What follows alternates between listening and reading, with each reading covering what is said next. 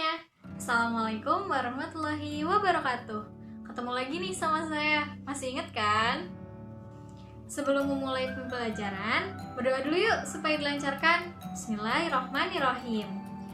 Sudah siap kan kertas sama penanya? Jangan lupa untuk tetap semangat. Kita mulai ya. Hari ini kita akan belajar mata pelajaran fisika pada bab usaha dan energi.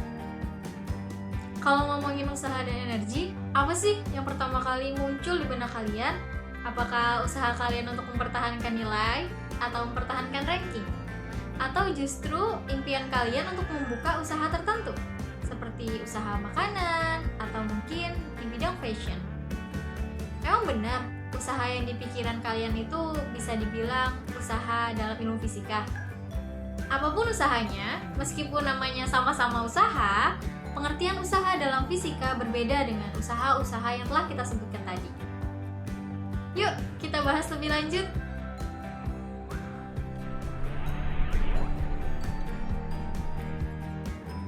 Siapa nih di antara kalian yang mau mendekor ulang kamarnya saat liburan sekolah nanti?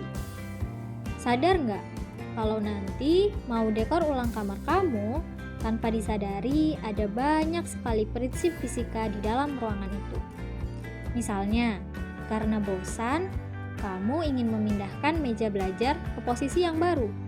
Berhubung meja belajarnya berat, mau tidak mau, kamu harus mendorongnya. Nah, dorongan yang kamu berikan itu termasuk usaha loh. Mau contoh lagi? Mengangkat benda berat seperti ini termasuk usaha loh. Kamu bisa nggak nih?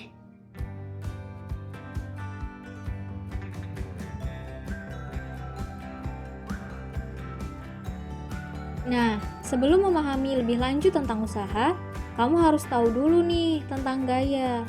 Bukan gaya-gayaan loh ya. Jadi, gaya itu apa? Gaya adalah cara untuk membuat benda bergerak ataupun berhenti. Contohnya saja, ketika kita mendorong mobil yang mogok. Walaupun sudah dicoba dengan berbagai gaya dan gerakan agar mobil bergerak dan berpindah tempat, namun jika mobil masih tetap diam, dalam ilmu fisika, fenomena tersebut dianggap tidak melakukan usaha. Kok bisa gitu ya? Padahal udah lelah berjuang, tapi masih dianggap nggak usaha. Untuk menjawab pertanyaan tersebut, simak terus ya. Masih semangat kan? Apa sih usaha itu? Di dalam fisika, usaha adalah besarnya gaya yang diberikan agar benda mengalami perubahan posisi atau perpindahan. Itulah sebabnya, ketika lelah mendorong mobil tadi masih tidak dianggap usaha jika tidak ada perpindahan posisi yang dialami mobil. Jadi, sebesar apapun gaya yang diberikan, jika tidak ada perpindahan, sama aja kita nggak berusaha, atau nilai usahanya sama dengan 0. Untuk lebih lanjutnya, simak video ini ya.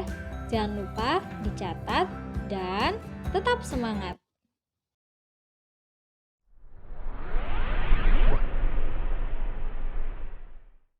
Kita akan membahas cara menentukan besar usaha pada beberapa kasus.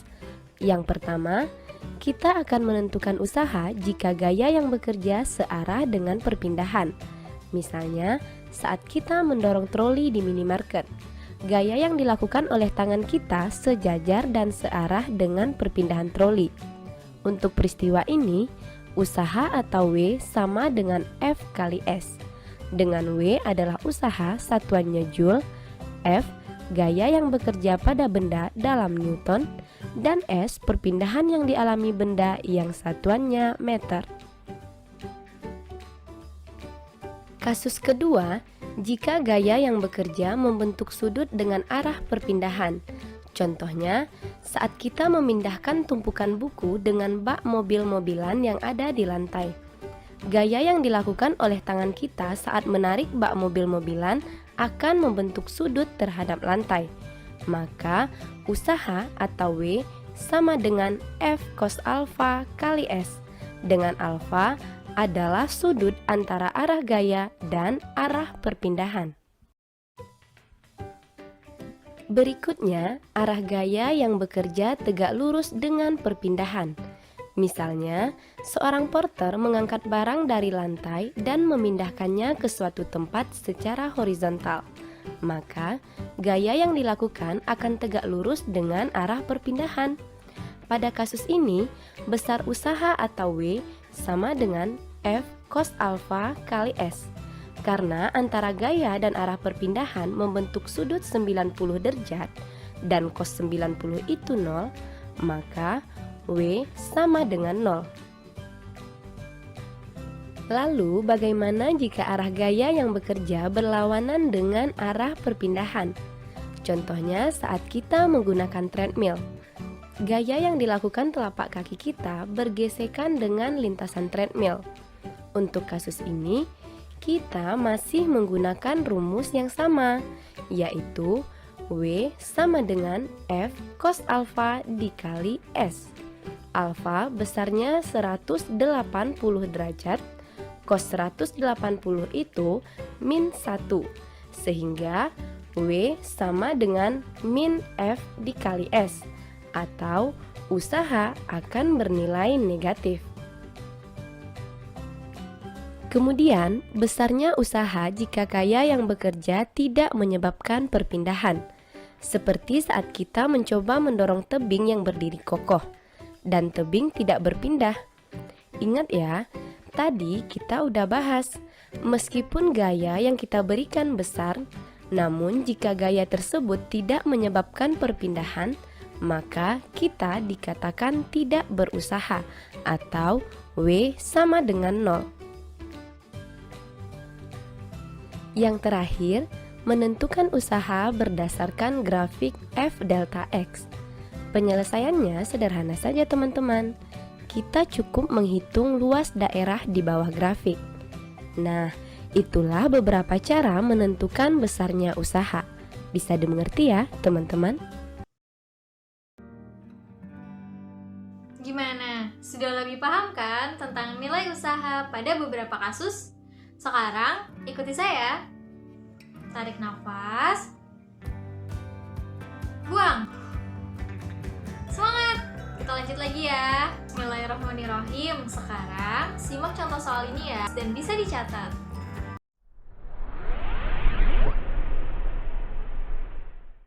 Soal berikut. Soal pertama. Seperti kejadian di awal video tadi, soal ini meminta kita menentukan besarnya usaha yang diberikan orang tersebut jika mobilnya tidak berpindah. Ya, jawabannya 0. Karena usaha adalah gaya yang bekerja pada benda sehingga benda tersebut mengalami perpindahan. Jika benda tidak berpindah, maka usahanya sama dengan 0. Jadi, jawaban soal nomor 1 adalah A. Soal nomor 2. Diketahui, balok dengan massa 10 kg ditarik oleh gaya 25 Newton dan membentuk sudut 37 derajat dengan arah horizontal. Balok tersebut mengalami perpindahan sejauh 2 meter. Pertanyaannya, berapakah usaha oleh gaya tersebut?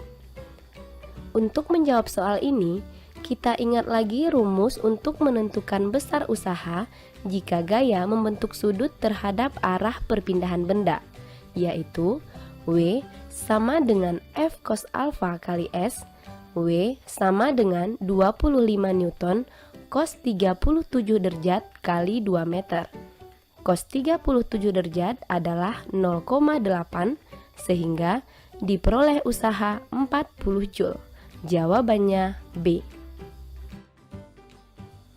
Soal ketiga, diketahui grafik gaya terhadap perpindahan benda.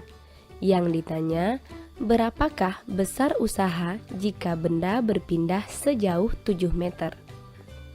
Besar usaha sama dengan luas daerah di bawah grafik, yaitu luas trapesium. Luas trapesium sama dengan jumlah sisi sejajar kali tinggi per 2. Jumlah sisi sejajarnya 7 tambah 4, 11 kali tinggi 20 meter bagi 2. Jadi usahanya 110 joule. Jawabannya A. Wah, sudah selesai nih. Sudah penuh kan ya catatannya? Kalau ada yang ingin ditanyakan, tidak apa-apa ya. Apapun yang mengganjal ataupun membingungkan, boleh ditanyakan. Kalian bisa menonton ulang video ini pada bagian-bagian tertentu, sehingga pemahaman kalian akan semakin meningkat. Hari ini, kita sudah sama-sama belajar tentang usaha. Sampai jumpa di pertemuan berikutnya untuk mempelajari tentang energi ya.